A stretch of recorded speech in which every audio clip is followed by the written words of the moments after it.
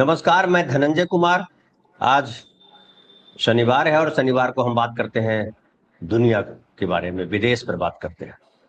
और विदेश के संदर्भ में अभी सबसे बड़ी लड़ाई चल रही है ईरान और अमेरिका की।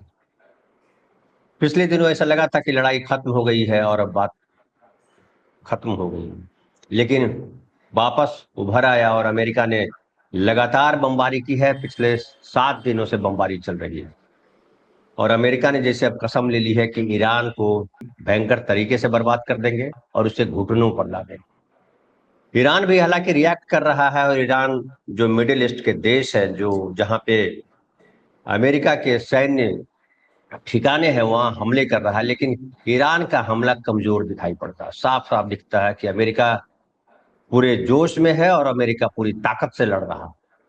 क्या होगा ईरान का, ईरान पर इस तरह से हमलावर क्यों है अमेरिका, इन तमाम मसलों पर बात करेंगे। हमारे साथ विनय भाई हैं। विदेश पर जितनी बातें हमने की है, विनय भाई उससे आगे बताएंगे कि क्या हो रहा है अब। और आप तमाम साथी जो हमारे साथ जुड़े हुए हैं, आप सबको भी नमस्कार, आप सबका स्वागत। प्रोग्राम कैसा लगता है ये जरूर बताएं, और जिन्होंने चैनल सब्सक्राइब नहीं किया है, चैनल सब्सक्राइब कर लें। विनय भाई नमस्कार, आपका स्वागत है। ये नमस्कार। वापस वापस जो है युद्ध भड़क उठा है, इसकी क्या वजह है? क्या के अमेरिका जिस तरह से चाह रहा था, ईरान नहीं आया उस तरीके से, इस वजह से युद्ध भड़का है? या अमेरिका चाहता है कि ये समझौता अगर हो जाएगा तो गड़बड़ हो जाएगा, ईरान को अभी सही तरीके से ठिकाने पे लाया नहीं गया है? और क्या अमेरिका ईरान को ठिकाने पर ला सकता है, उसके होश ठिकाने लगा सकता है, या अमेरिका जैसा चाहता है ईरान उस अनुसार हो जाएगा?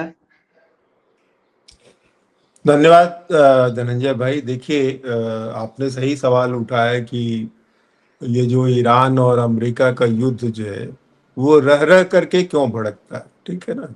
अमेरिका की क्या मंशा है, ईरान की क्या मंशा है, दोनों की ताकतें क्या है ना। देखिए, हम लोग एक ऐसे समय में जी रहे हैं, या एक ऐसी व्यवस्था है ऐसे कि सेकेंड वर्ल्ड वॉर के बाद भी, है ना, जिसमें जो युद्ध है, युद्ध और जो विश्व शक्ति में जो सत्ता संरचना है, उनके बीच में बड़ा गहरा संबंध है। और इधर जो हमको देखने में आया है कि चूंकि वर्ल्ड में जो सुपर पावर जो है वो एक ही बचा, और उसके बाद उसकी जो कोशिश लगातार इस बात की रही, एक तो कि सोवियत संघ के जो मिलिट्री ताकत थी, उसके घटने के बावजूद भी वो पूरी तरह से खत्म नहीं हुई, ठीक है। दूसरी तरफ अमेरिका जिस तरह से लंबी दूरी तक की योजना बना करके चलता है, उसमें उनकी कोशिश ये है कि ना केवल वो सोवियत संघ को पूरी तरह से आर्थिक और सामरिक रूप से डिग्रेड कर सके, बल्कि खत्म कर सके, बल्कि जो नई ताकतें उभर रही है, जो उसको भविष्य में चुनौती दे सकती है, उन सब को भी पूरी तरह से जो है वो कमजोर कर दिया जाए। इतना कमजोर कर दिया जाए कि वो ताकतें जो है उनके साथ कोलैबोरेशन में रहे, उनकी बात माने, उनके खिलाफ ना जाए, उनको किसी तरह की खतरे की का महसूस नहीं हो। अब इसमें जो दो देश महत्वपूर्ण हैं, वो दो देश महत्वपूर्ण चीन और भारत, क्योंकि जो फ्यूचर प्रोजेक्शन है उसमें यही प्रोजेक्शन है कि आने वाले समय में 20 30 40 सालों के अंदर जो है वो चीन जो है वो अमेरिका की जो जो वर्ल्ड में जो रैंकिंग है, या जो उसकी हैसियत है, उसको पार कर लेगा, है ना। और अमेरिका दूसरे नंबर पे आ जाएगा, और तीसरे नंबर पर जो है वो भारत होगा, है ना।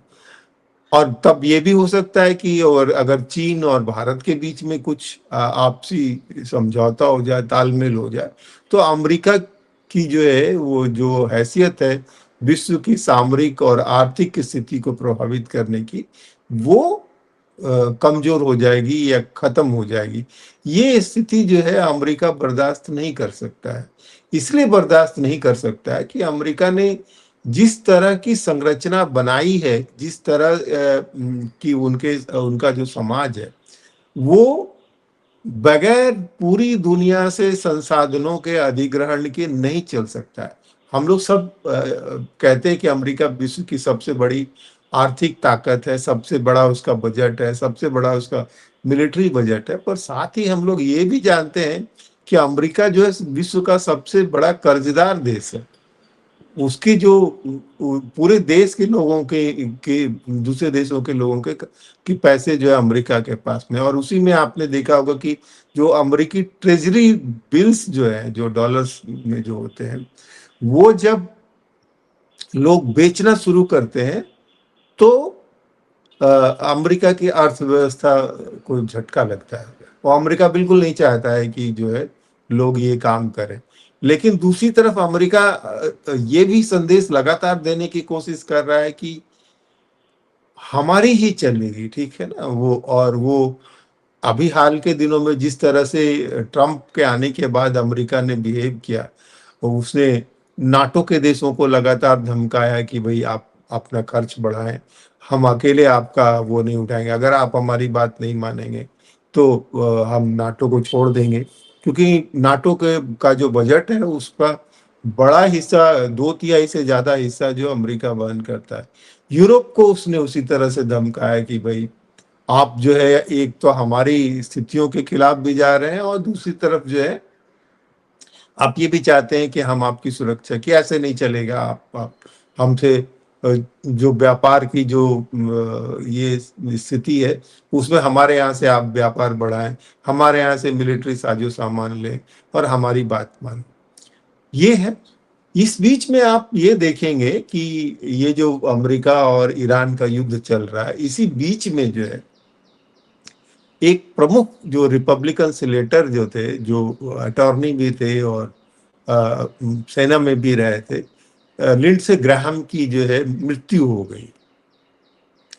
अब इस मृत्यु की वजह से जो कई चर्चाएं चल रही है ना, ये चर्चा चल रही है कि चूंकि वो बहुत बड़े, जिसको बोलते हैं आक्रामक विदेश नीति के पैरोकार थे, चाहे वो रूस हो, चाहे वो ईरान हो, चाहे वो भारत हो, वो कड़े प्रतिबंधों की वकालत करते थे। इंडिया को उनको उन्होंने कहा था कि भाई इंडिया पे हम 500% टैरिफ लगा देंगे, हम आपकी अर्थव्यवस्था को बर्बाद कर देंगे। रूस को उसी तरह से वो कह रहे थे, ईरान को उसी तरह से कह रहे थे। तो उनके अचानक डेथ के बाद जो कई चर्चाएं चली, क्योंकि इसकी एक ये भी वजह थी कि वो अभी हाल ही में जो है यूक्रेन से लौट करके आए थे और वहां पे उन्होंने उस कंपनी का, जो ड्रोन बनाने वाली कंपनी का निरीक्षण किया था, जिस कंपनी को रूस ने उनके आने के तुरंत बाद उड़ा दिया, है ना। और यहाँ आने के बाद उनकी जो जो हत्या हुई, हत्या कह ले, हत्या तो नहीं करना चाहिए क्योंकि उसकी कोई पुष्टि नहीं हुई। आमतौर पे ऐसी जो जो राजनीतिक मृत्यु होती है, खास करके युद्धों के बीच में, वो बड़ी उसकी कॉन्स्पिरेसी थ्योरी चलती है, और कोई उसकी उसमें पुष्टि। संदेह व्यक्त किया जा रहा है कि किसी ने जहर दे दिया या क्या कर दिया वो। हाँ, हाँ। तो 3 देश जो है, ईरान है, इजराइल है, रूस है, इन इन सब देशों के ऊपर जो है वो शक किया जा रहा है। अगर हम इसको इंडियन कॉन्टेक्स्ट में देखें तो आप, और उसका बहुत राजनीतिक उपयोग होता है विपक्षियों को जो है राजनीतिक नुकसान पहुंचाने के लिए। इसका अगर हम भारतीय ये देखते हैं तो जो लाल बहादुर शास्त्री की जो ताशकंद में मृत्यु हुई थी, उसको लेकर के बहुत तरह की थ्योरी चली, ताशकंद फाइल फिल्म बनी, है ना। पर मेडिकली उसको प्रूव नहीं किया जा सका, ठीक है ना, कि मेडिकली ये जो है जहर दिया गया, क्या हुआ। क्योंकि कई जगह जो है मेडिकल साइंस जो जा करके वो उसकी सीमा समाप्त हो जाती कि वो कोई कंक्लूसिव प्रूव नहीं दे सकता। इसके यहाँ भी जो है एफबीआई के लोगों की उपस्थिति थी, तो उसको वजह से चर्चा और तेज हुई। पर ट्रंप ने कहा कि भाई ये जो एफबीआई अगर इसकी जांच करता है तो अपना टाइम वेस्ट करेगा, क्योंकि चीफ मेडिकल ऑफिसर ने इसमें कह दिया कि उनकी हत्या जो है एक जो नस होती है आर्टरी की, वो उसके फटने से हुई है, जो समय के साथ, एज के साथ एजिंग होती है, 71 ईयर्स के ये थे। लेकिन इस तरह की हत्याओं का जो है, या मृत्यु का, सॉरी बार बार मेरे उसमें हत्या आ रहा है, क्योंकि उसके बाद ईरान में लोगों ने खुशियां मनाई, ठीक है ना। और अभी जिस तरह से लगातार हर देश में लोगों को, जो शासक हैं, जो लोकतांत्रिक ढंग से जो चुने हुए हैं, उनकी भी प्रवृत्ति जो है वो तानाशाही हो रही है, और इसमें वो युद्ध का इस्तेमाल कर रहे हैं। और अभी जो संदर्भ है ईरान का, उस संदर्भ में अगर देखें तो जो दो देश जो जुड़े हुए हैं, इजराइल और अमेरिका, दोनों देशों में जो है ये इसकी चर्चा जोर से है। अभी इजरायली संसद को स्थगित कर दिया गया, वहां अक्टूबर में चुनाव होने वाले हैं। अमेरिका में भी मिड टर्म इलेक्शन होने वाले हैं, और ट्रंप महोदय की जो जो बहुत सारी योजनाएं या बहुत सारी जो उनकी नीतियां हैं, उसके लिए ये चुनाव बहुत महत्वपूर्ण है। और एक बात ये देख लीजिए कि अभी वो ट्रंप महोदय जो है, वो एक बिल वहां लाना चाहते हैं अपने एसआईआर की तरह ही, जो जिसमें वोटर आईडी बिल वो लाना चाहते हैं, ठीक है ना। और अमेरिकी के जो चुनाव जो प्रक्रिया है, उसमें जो प्रेसिडेंशियल कैंडिडेसी जो होती है, वो उसमें पॉपुलर वोट का रोल नहीं होता है। उसमें जो वहाँ ग्रेडेड से सबको बराबर, सबके मत का बराबर वैल्यू नहीं होता है वहाँ पे, है ना। तो उस वजह से आप बहुत बार देखेंगे कि अमेरिकी चुनाव में ऐसा होता है कि जो पॉपुलर कैंडिडेट है वो हार जाते हैं। उसके अलावा आप देखेंगे कि पहले तो हम लोग यही सुनते रहे कि अमेरिका जो है दूसरे देशों के चुनाव को प्रभावित करने की कोशिश करता है, वहां हस्तक्षेप करता है। लेकिन अभी जो हाल के दिनों में ये हुआ है कि अमेरिका में ये बात, ये चर्चा तेज चल रही कि भाई, कि अमेरिकी प्रेसिडेंशियल इलेक्शन में जो है वो फॉरेन हस्तक्षेप है। ट्रंप के ऊपर आरोप लगे थे कि वो जो रूस का एजेंट है, क्योंकि रूस ने जो है उसको चुनाव को प्रभावित करने की कोशिश की थी। अगर आप ध्यान याद होगा, ट्रंप जब पहली बार जीते थे तो उस समय में स्थिति ये नहीं थी कि ट्रंप लास्ट लास्ट तक जो थे वो हिलेरी क्लिंटन से आगे नहीं चल रहे थे, हिलेरी क्लिंटन से पीछे चल रहे थे।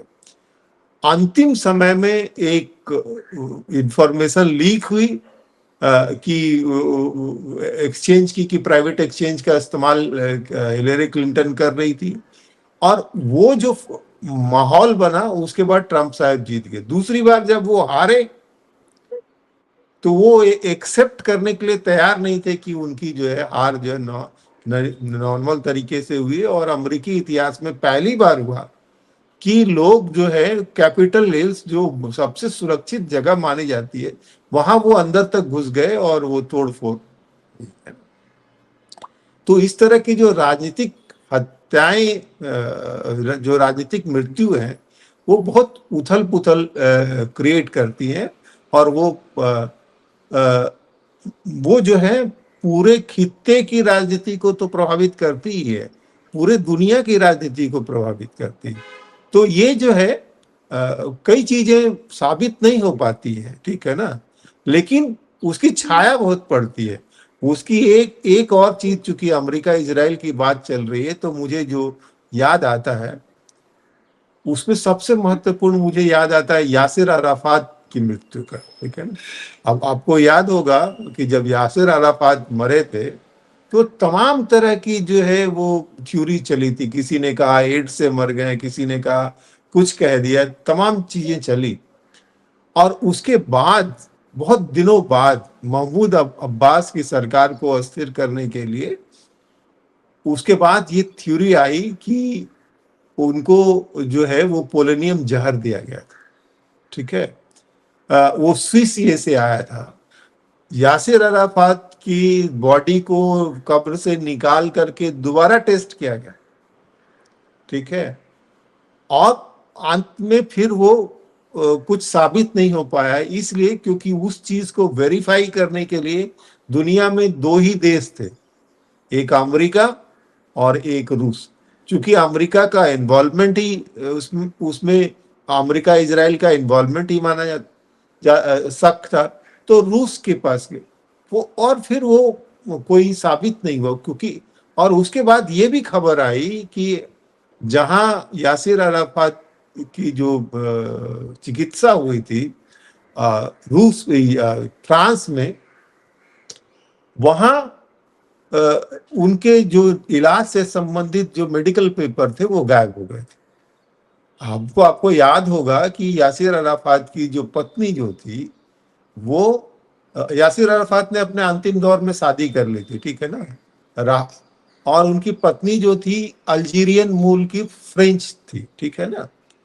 तो उन्होंने केस किया था यासिर अराफात की मृत्यु से संबंधित, और वो फिर उसके बाद ये कंट्रोवर्सी आई थी, फिर वो कंट्रोवर्सी ये बंद हो गई है ना।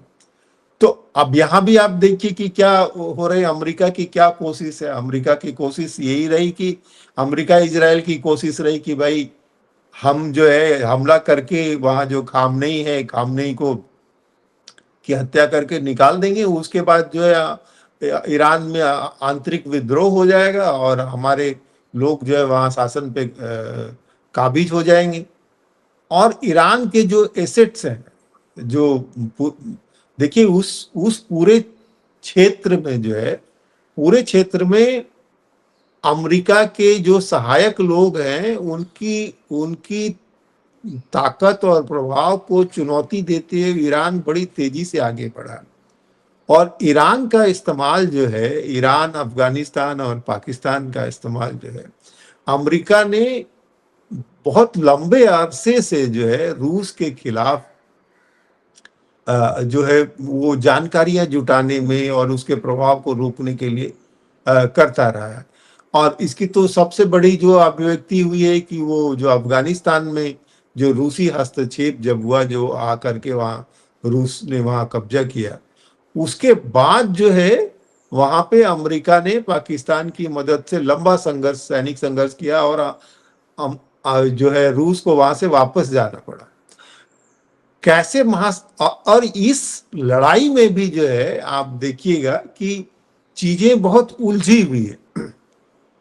अभी कुछ दिन पहले ही जो है रूस का एक बहुत महत्वपूर्ण क्रिटिकल कह लीजिए जो जहाज जो है वो ईरान में उतरा, डूम्सडे प्लेन उसको कहते हैं, कि ऐसा कोई सीक्रेट प्लेन कहा जा रहा है। हाँ, कि एक ऐसा जहाज है जो जो बिल्कुल न्यूक्लियर अटैक की स्थिति हो और सबको उस स्थिति में कमांड एंड कंट्रोल को वो संचालित कर सकता है ना। उधर उससे पहले आप देखिएगा कि एक जो इम्पोर्टेंट खबर जिसकी चर्चा चली कि नाटो की एक बैठक में जो जिसमें ट्रंप भाग ले रहे थे, वहां से जाने के समय ट्रंप महोदय ने अपने जो उनका एयरफोर्स वन का जो जहाज जिसको आमतौर पे वो इस्तेमाल करते, उनका इस्तेमाल उन्होंने नहीं किया, छोड़ दिया, और हाँ। दूसरे इसमें गए, है ना। उस समय चर्चा ये चली कि भाई ये जो थी ट्रंप को मारने की योजना थी, उनके जहाज पे हमला हो सकता था, इसीलिए उन्होंने अंतिम समय में ये योजना बदल दी। क्योंकि ईरान में जो जो लोग हैं उन्होंने एक सूची जारी की हुई है जिसमें ट्रंप का भी नाम है, और ट्रंप ने बयान भी दिया था कि 13 लोगों के नाम। हाँ, 13 लोगों का नाम है, और उसमें ट्रंप पहले नंबर पे है, बाकी वो लोग हैं। और ट्रंप ने कहा भी था कि अगर हमको कुछ होता है तो 1000 मिसाइलें तैनात हैं और इजराइल को, ईरान को हम नेस्तनाबूद कर देंगे, है ना। तो ये जो जो हत्या की इसके, अच्छा, और ये देखिए कि वहाँ ईरान में जो है जो बाकी ताकतें हैं, ठीक है ना, बाकी ताकतें भी सक्रिय हैं, चाहे वो चीन हो, चाहे वो नॉर्थ कोरिया हो, इन सब के बारे में भी ये है कि वो ईरान की मदद कर रहे हैं। और ये भी जो लगातार इस बात की चर्चा है कि जो अमेरिका की कोशिश ये है कि उनकी कोशिश ये नहीं है कि ईरान को तुरंत ध्वस्त कर देंगे, क्योंकि ईरान के तुरंत ध्वस्त होने से उनका कुछ बहुत बनता बिगड़ता नहीं है। और जिस न्यूक्लियर इसकी हथियार की बात हो रही है, जिसका इस्तेमाल बार बार अमेरिका ने जो है उस पूरे गल्फ रीजन में इस्तेमाल करके वहां के शासकों को को हटाने का या मारने की कोशिश की है, वो सब झूठे साबित हुए। इराक इराक में हम सब इस बात के गवाह हैं कि सद्दाम हुसैन को किस तरह से वेपन ऑफ मास डिस्ट्रक्शन का आरोप लगा करके उनको जो है वहां से हटाया गया था, जबकि सद्दाम हुसैन अमेरिका के बहुत प्रिय थे। और सद्दाम हुसैन जो थे, अमेरिका के दम पर ही ईरान और इराक के बीच में 10 साल लंबी लड़ाई चली थी, है ना। तो और एक छोटा और उदाहरण जो है आपको बता दूं कि लीबिया का है। लीबिया को बहुत बहुत कोशिश अमेरिका कर रहा था, लेकिन गद्दाफी को कंट्रोल नहीं कर पा रहे थे। उसके बाद जो है आप हम लोग जानते हैं कि संयुक्त राष्ट्र संघ में जो प्रस्ताव पारित करने से अभी पारित होता, सिग्नेचर होता, उससे पहले ही लीबिया पर जो है वो संयुक्त सेनाओं ने आक्रमण कर दिया था, है ना। और अभी हाल में जो खबर आई, क्या होता है कि हम लोग एक घटना होती है उसके बाद हम लोग भूल जाते हैं कि क्या हुआ और आगे क्या हुआ। जब गद्दाफी की वो हुई थी तो उसमें उसको रूप तो ये आया कि भाई उनके खिलाफ विद्रोह हो गया और विद्रोही गुटों ने मार दिया, लेकिन आरोप ऐसे भी थे कि उनको जो है ये जो फ्रांस और अमेरिका के जो एजेंट जो थे, उन्हीं लोगों के इससे उनको मारा गया, है ना। ये इन्वॉल्वमेंट जो है वो लगातार जो जो ट्रबल वाली जो चीजें रहती है उसमें लगातार रहती है। तो उस समय यह आरोप लगा था कि जब निकोलस सार्कोजी फ्रांस के राष्ट्रपति बने थे, तो गद्दाफी में और सार्कोजी में बहुत बहुत जिसको बोलते ना याराना था। और गद्दाफी ने पैसे खर्च किए थे, पूरे उनके चुनाव के खर्चे जो गद्दाफी ने उठाए थे। तब उसकी कोई मतलब पुष्टि नहीं हुई थी। पर अभी एक साल पहले जो है 25 में जो है 3 सप्ताह की जेल जो है निकोलस सार्कोजी को हुई थी। तो जी ये तो मूल जो है प्रश्न है, वापस वो हम उस पे आते हैं कि विनय भाई, ये जो ईरान और अमेरिका का जो वार है, जो अचानक फिर तेज हो गया, वो तेज होने की वजह क्या देख रहे हैं? एक, और दूसरा ये कि क्या ईरान इस स्थिति में है कि अमेरिका को डैमेज कर सके, या मिडिल ईस्ट को बर्बाद करने की मंशा के तहत अमेरिका भी गेम कर रहा है कि मिडिल ईस्ट को कैसे कमजोर रखा जाए ताकि हमारी पकड़ में रहे? क्या है इसके पीछे, साजिश क्या है, वो हम समझना चाह रहे हैं, या रणनीति क्या है अमेरिका की, और चीन और रूस क्या कर सकता है इसको रोकने के लिए? देखिए, ये जो युद्ध चल रहा है और ये जो भड़क रहा है रह रह करके, इसमें अमेरिका की कोई कोशिश नहीं है कि ईरान को तुरंत हरा दे, ठीक है ना। क्योंकि अमेरिका का काम हो रहा है। अमेरिका, मैंने जैसे हम लोगों ने चर्चा की कि अमेरिका की कोशिश ये है कि उसके जो मूल जो प्रमुख जो शत्रु हैं या प्रमुख जो प्रतिद्वंदी हैं, उनको किस तरह से कमजोर किया जाए ताकि जो अगली जो जो उनकी कार्रवाई हो उसमें वो सीधी टक्कर में नहीं आ सके। हम सब जानते हैं कि बहुत दिनों से जो है चीन की और अमेरिका की जो है जो टक्कर या लड़ाई या जो भी कह ले, वो ताइवान को लेकर के रहा है, ठीक है ना।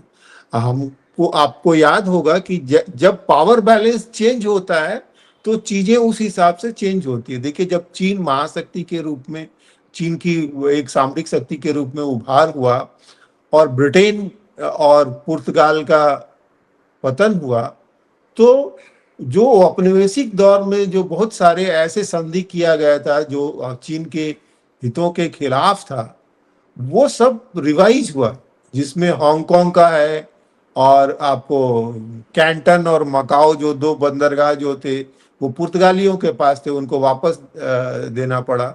उसी तरह जो है हांगकांग को जो है ब्रिटेन को उसको वापस देना पड़ा। और एक अनसुलझा मामला जो है ताइवान का है, जिसको लेकर के लगातार वो चलती रहती है। और अमेरिका के हित उसमें वो इसलिए है क्योंकि ताइवान जो है वो चीन के ठीक मुहाने पे बैठा हुआ है, जहां से चीन प्रशांत महासागर में अपने प्रभाव का विस्तार करता है। ठीक है ना। तो इसलिए अमेरिका के लिए ये महत्वपूर्ण है कि ताइवान के माध्यम से वो चीन को ज्यादा से ज्यादा कंट्रोल कर पाए, और दूसरी तरफ जो है चीन जो है उसकी ये कोशिश है कि वो इस घेरेबंदी को तोड़ करके आगे बढ़े, क्योंकि जापान और इन लोगों की जो सामरिक नीति वो अलग हो रही है उस हिसाब से। दूसरी तरफ उसने यूक्रेन में जो है लगातार उलझा रखा है रूस को, और यूरोप को भी उलझा के रखा हुआ, क्योंकि जो यूरोप वाले जो हैं उनकी सांस अटकी हुई है कि यूक्रेन के बाद कौन, है ना। और उसमें एक महत्वपूर्ण देश जो है वो पोलैंड है, जो पहले वार्सा पैक्ट का महत्वपूर्ण देश था और नाटो की मिलिट्री सप्लाई लाइन है।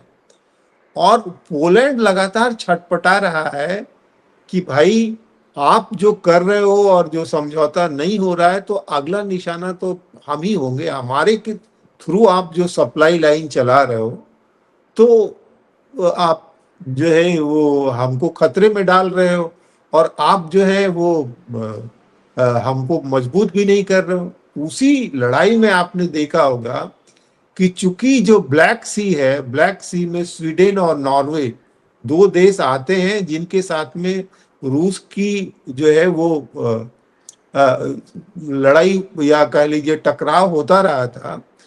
तो इन दो देशों को अभी नाटो में शामिल किया गया है, जिसका पुरजोर विरोध जो है तुर्की ने किया था, जबकि नाटो की ये व्यवस्था है कि अगर कोई भी देश विरोध करेगा तो कोई दूसरा देश उसमें शामिल नहीं होगा। उस विरोध के बावजूद अमेरिका ने कान उमेट करके तुर्की का नॉर्वे और स्वीडन को उसमें शामिल करवाया, क्योंकि वो जो जो इधर का जो मेडिटेरियन सी का जो थिएटर है वहां का प्रभाव को निगेट करने में जो है जो ब्लैक सी है, ब्लैक सी के माध्यम से बहुत सारा व्यापार होता है, और उसमें अमेरिका हस्तक्षेप करने की स्थिति में नहीं रहता है। तो ब्लैक सी की तरफ ईरान का वो खुलता है, तुर्की का खुलता है, और रूस का खुलता है। यही लोग मिल करके ब्लैक सी को नियंत्रित करते हैं। तो अमेरिका की कोशिश ये है कि ये जिसको बोलते हैं ना धीरे से चक्की पीसना, तो वो चक्की चला रहा है। देखिए आप देखिए कि पाकिस्तान इसकी अफगानिस्तान की क्या हालत है। हम लोग एक जनरल इमेज जाता है कि जो है अमेरिका जो था वो भाग गया वहां से लड़ाई से करके, और वहां से हार करके भाग गया। लेकिन अमेरिका जो है वहां उसके जो अपने जो सामरिक हित थे, वो अमेरिका लगातार ये देखिएगा आपकी कि जो भी चोक पॉइंट्स हैं जहां जो कनेक्ट करते हैं, उन सब देशों पे लगातार अमेरिका का हस्तक्षेप रहा है। मेरी अपनी जो हंच फीलिंग कहती है वो ये कहती है कि ये जो वार थिएटर जब बंद होगा तो अगला नंबर तुर्की का होगा, और तुर्की की भी बेचैनी बढ़ रही है, और इसीलिए वो देखिए वो अपनी तरफ से पूरी कोशिश कर रहा है ईरान की मदद करने की, क्योंकि उसके खिलाफ जो है वहाँ जो साइप्रस और ग्रीस का इस्तेमाल करके उसको कंटेन करने की कोशिश की जा रही है। बाकी आप जो सीरिया है, सीरिया का मामला अमेरिका ने लगभग हल कर लिया है। वहाँ कल तक जिसको वो आतंकवादी करार देते थे जुलानी को वहाँ बिठा दिया गया है। गल्फ नेशंस जो है उसमें से किसी को बहुत आपत्ति नहीं, कतर ने तो बल्कि उसको ये करने में, सॉल्व करने में मदद ही की थी। तो अमेरिका जो है अभी इस लड़ाई को चलने देगा, उसकी ये नहीं है। देखिए ना रूस ऑल आउट अटैक करके यूक्रेन को बर्बाद कर रहा है, ना अमेरिका जो है ऑल आउट अटैक करके जो है जैसे इराक में उसने ग्राउंड फोर्सेज उतार दी, अफगानिस्तान में उसने ग्राउंड फोर्सेज उतार दी, वैसा अमेरिका नहीं कर रहा है। ठीक है, इसका सिर्फ इसकी वजह सिर्फ ये नहीं है कि अमेरिका कैजुअलिटी से डरता है अमेरिका कैजुअलिटी से, क्योंकि चुनाव प्रभावित होते हैं। और यहाँ पे आप देखिए कि इजराइल में भी चुनाव है, वहां भी वो चुनाव डरता है। लेकिन जो असली जो ये है वो ये कि जो हमारा रूस के साथ जो जो टकराव होगा या जो चीन के साथ टकराव होगा, तब हमारी सैनिक शक्ति बची रहनी चाहिए। क्योंकि आपने ये देखा कि जो मिलिट्री सप्लाई किस तरह से डिसरप्ट हुआ, इसराइल की हालत, क्योंकि इस युद्ध ने वॉरफेयर का भी एक जो है वो सामने लाया कि ये जो इस युद्ध की तैयारी जो है वो अमेरिका भी लंबे अरसे से कर रहा था, ईरान भी लंबे अरसे से कर रहा था। ये भी खबर आ रही है कि जो जो टनल्स जो बनाए गए हैं, जहां अमेरिका और इजराइल की दम दम फूल रहा है, ठीक है ना, चाहे वो हिजबुल्ला के टनल्स हो, चाहे वो हमास के टनल हो, चाहे वो ईरान के टनल्स हो, ठीक है ना, ये इसको ध्यान में रख करके बनाया गया है कि जो इस युद्ध जो अभी जो युद्ध की जो वर्तमान स्थिति है, जिसमें एयर पावर और नेवी के माध्यम से कंट्रोल करने की कोशिश की जाती है, उसको निगेट करता है ये, ठीक है ना। और इन्हीं टनल्स के माध्यम से वियतनाम ने अमेरिका को रोका था। और ये कहा जाता है कि जो ईरान और नॉर्थ कोरिया के बीच में जो है ये तकनीकी के आदान प्रदान को लेकर के आप समझौते भी हुए, इसकी भी चर्चा है। और ये भी चर्चा है कि जो है ताइवान का मामला जो है वो एक माने इसको क्या बोले, वो लटक रहा है, कभी भी वो शुरू हो सकता है। और उसके पहले की ये तैयारी है, वो फ्यूल सप्लाई लाइन और इसके, और इस बीच में एक हम लोग भूल जाते हैं जो अभी वेनेजुएला का हुआ है, वेनेजुएला को कम कनेक्ट करते हैं, ठीक है ना। लेकिन आप देखेंगे कि जितने जो नॉन स्टेट एक्टर आप कह लीजिए कि जिसका इस्तेमाल सैनिक प्रभाव को बढ़ाने के लिए किया जाता है, उस सब में जो है तेल का अवैध व्यापार, ड्रग्स और हथियार, ये सब आपस में जाकर के जुड़ते हैं।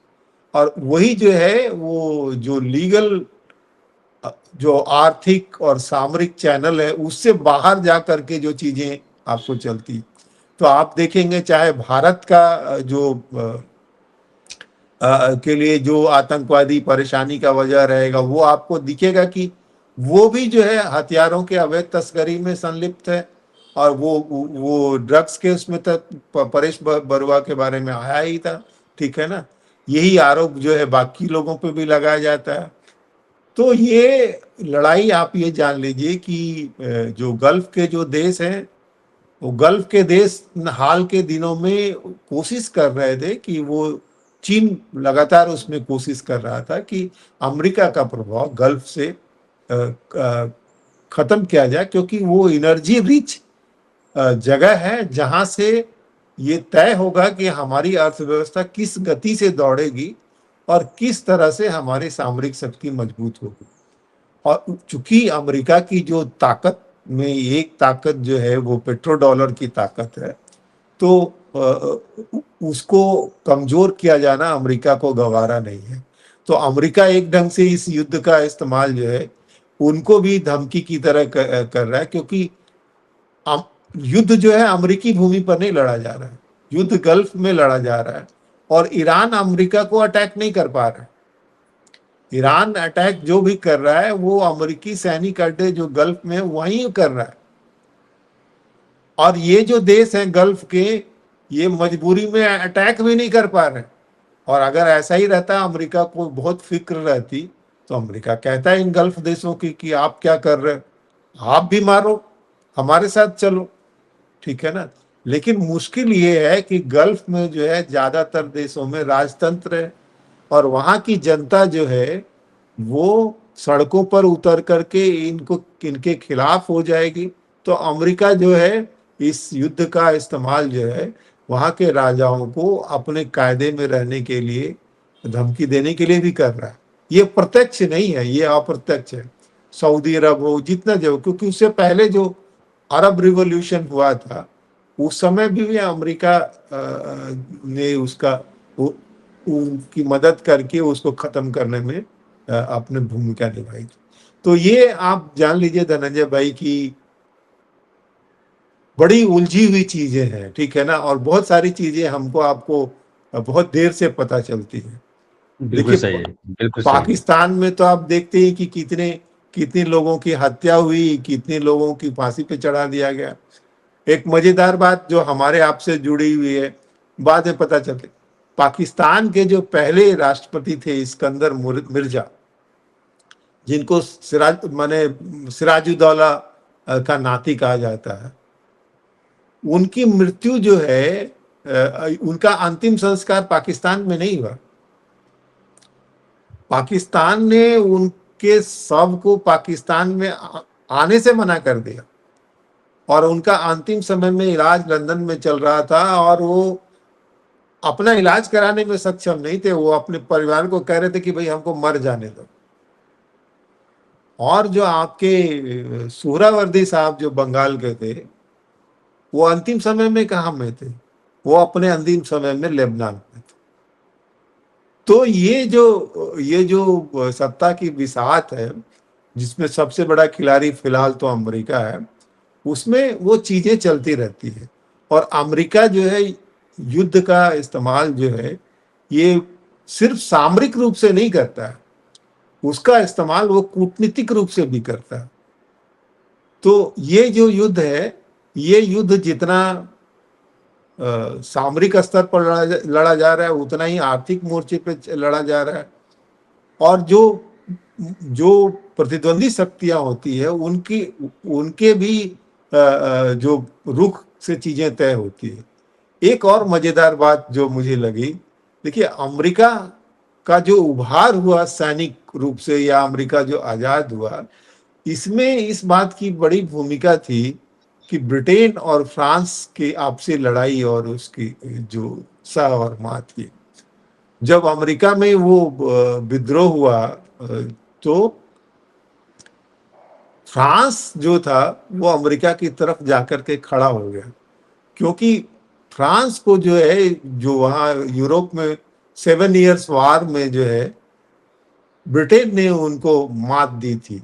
और उस चोट का बदला लेने के लिए फ्रांस ने, जब ब्रिटेन का सबसे बड़ा उपनिवेश उसके खिलाफ खड़ा हुआ, तो फ्रांस वहां जाकर के उनके साथ खड़ा हो गया, और ब्रिटेन को अमेरिका से हाथ धोना पड़ा। और उसी सैन्य खर्चे की वजह से जो है फ्रांस में जो है फ्रांसीसी क्रांति हो गई। बिल्कुल ठीक है। बिल्कुल बिल्कुल। तो क्या आप तो फिर एक आप जो सवाल छोड़ गए हैं उसका जवाब दीजिए 2 लाइन में, ज्यादा समय न लेते हुए, कि क्या ये बहुत अच्छी बात आपने की कि ब्रिटेन को मात देने के लिए फ्रांस ने अमेरिका का साथ दिया, और उसी अमेरिका के चक्कर में फ्रांस फंस गया और वहां क्रांति हो गई, फ्रांस रेवोल्यूशन हो गया और राजशाही खत्म हो गई। क्या अमेरिका भी ऐसी स्थिति में नहीं फंस सकता है? वो सब दांव पेच चलता रहता है, इसको इधर पटक दो, उसको उधर कर दो, इस चक्कर में क्या ऐसा नहीं लग रहा कि अमेरिका किसी दिन खुद फंस जाएगा? हाँ हाँ, इसमें कोई दो मत नहीं है। देखिए एक थ्योरी ये भी चल रही, देखिए अमेरिका कोई इतिहास में पहली सैनिक महाशक्ति नहीं है, ठीक है ना। इससे पहले स्पेन था, ठीक है ना, उसके बाद जो है ब्रिटेन हुआ, है ना। और इन सब का पतन कैसे हुआ? इन सब का पतन जो हुआ, वो इस तरह से हुआ कि उनके खर्चे इतने बढ़ गए, उन्होंने इतने ज्यादा कर्ज ले लिया कि फिर उसको गवर्न नहीं कर पाए। जो भारत की जो आजादी है उसमें ये एंगल भी है। अब ब्रिटेन, ऐसा नहीं था कि ब्रिटेन के अंदर जो है वो, जैसा लोग कहते हैं कि लेबर पार्टी जीत गई और एटली जो, तो उनको बड़ी सिंपैथी थी इंडिया को लेकर के, इसीलिए उन्होंने कर दिया। नहीं, वो जो खर्चे इतने बढ़ गए थे ब्रिटेन के, और युद्ध के बाद उनकी जो आर्थिक हालत इतनी पतली थी कि वो उनको यहाँ से छोड़ के जाना पड़ा। और चूंकि ये जो फाइनेंशियल चेंज हुआ उसकी वजह से अमेरिका की राय इंपॉर्टेंट हो गई, और अमेरिका चाहता था कि ये जो ब्रिटेन की जो ताकत है यहाँ पर, इसको हटाओ काटो, तभी ये जो है पूरी तरह से हमारे पीछे आएगा।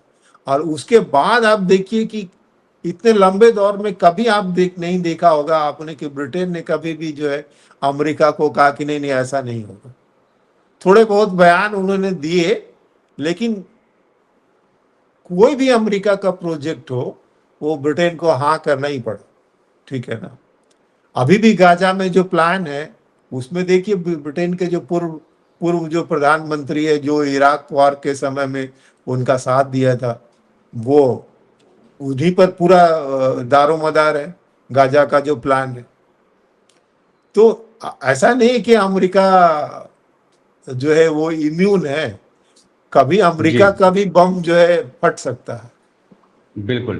तो ये जो हमारे यहाँ जो कहावत है कि आप दूसरों का बुरा सोचिएगा या ज्यादा होशियार बनिएगा तो आप भी एक दिन फंस जाइएगा, वो स्थिति बार बार देखने को मिलती है। और कहते हैं ना कि हिस्ट्री हिस्ट्री रिपीट्स इटसेल्फ, इतिहास अपने आप को दोहराता है।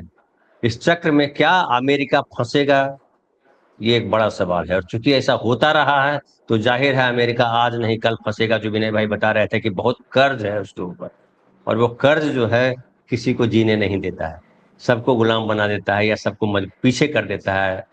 ये से एक सच्चाई है। तो देखते हैं क्या होता है। फिलहाल इतना ही। बहुत बहुत धन्यवाद विनय भाई, और आप तमाम साथियों का भी आभार। मिलते हैं फिर अगले सप्ताह। फिर देखिएगा आज ही के दिन, शनिवार के दिन, ये विदेश पर कार्यक्रम विनय भाई हमारे साथ होंगे। और बाकी दिन भी, संडे को, मंडे को, ट्यूसडे को, वेडनेसडे को, थर्सडे को, हर दिन हम एक कार्यक्रम लेकर के आ रहे हैं। फिक्स कार्यक्रम है।